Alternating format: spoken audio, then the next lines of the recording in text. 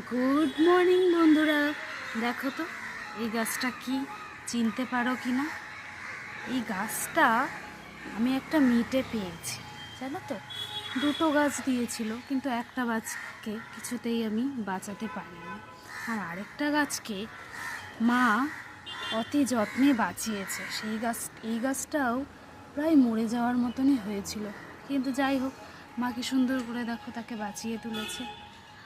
আর এইবার এই পাতাটা দেখো কোথায় চলে গিয়েছে।